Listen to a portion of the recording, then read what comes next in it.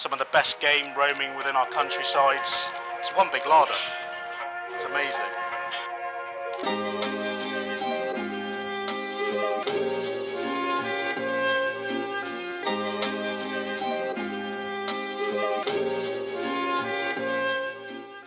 So, as a child, I was always sort of at the counter watching my grandfather cook and my grandmother. They were always sort of making homemade cakes, sausage rolls, pastries, all that sort of stuff.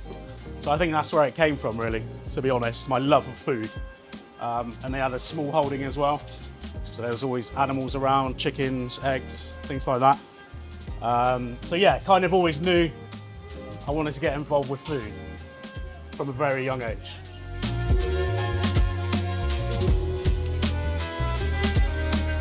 As soon as I left school, I didn't really know what I wanted to do, to be honest. So I thought I'll just go and work in a hotel.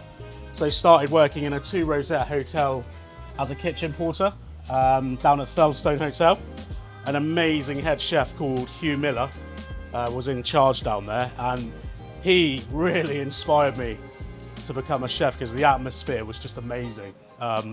Watching this brigade of chefs prepare all their sections, and it was like a military operation, and it was like a 2-rosette standard, so it was a great place to start. And I learned a lot just from being at the sink and watching the chefs and what they were doing. So that was where it sort of spiraled for me from that moment.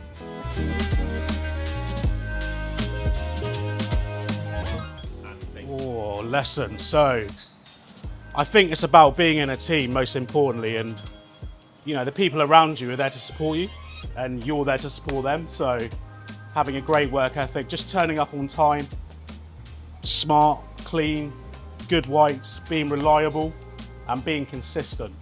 That was the main thing I learned, really.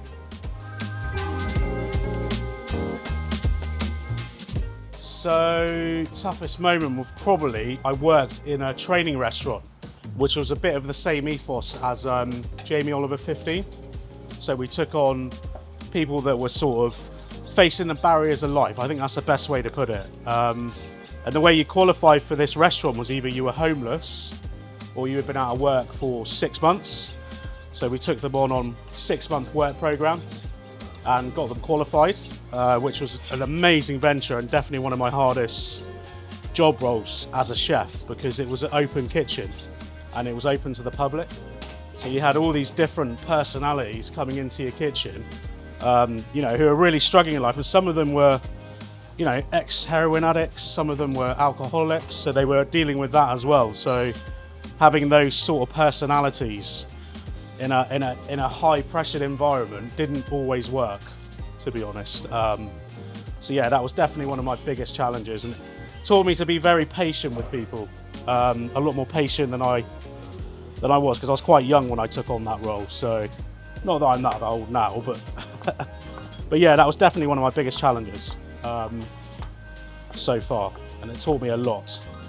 And I was head chef there for about 4 years. So yeah, that was an amazing venture.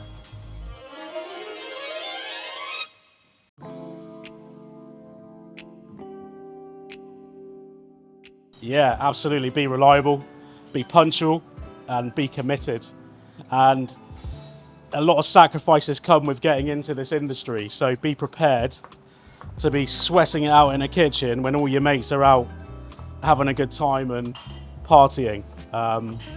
Not that I haven't done that, of course, because work hard, play hard. So, but yeah, definitely be reliable, consistent, turn up on time, because it's all about being in a team and camaraderie, being in the kitchen. It's like a family.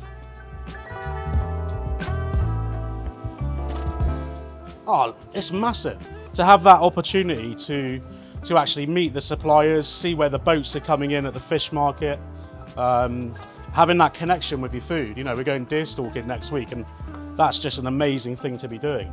Provenance of your food. And we live on an island, so, you know, we've got water all around us, so we've got some of the best fish, some of the best game roaming within our countrysides. It's one big larder. It's amazing. Oh, absolutely. Yeah, definitely. Absolutely. Like you might see an ingredient that you haven't worked with much, or a fish you haven't seen much, and one you've probably never even heard of. So yeah, you definitely get inspired. Or if you go to the butcher's, there's a cut of meat that you don't recognise and think, what can I do with that, you know? But yeah, it's definitely, we're very lucky where we are, and to have the opportunity to work so closely with all of our suppliers, because we really care about the provenance of all of our ingredients and where they come from.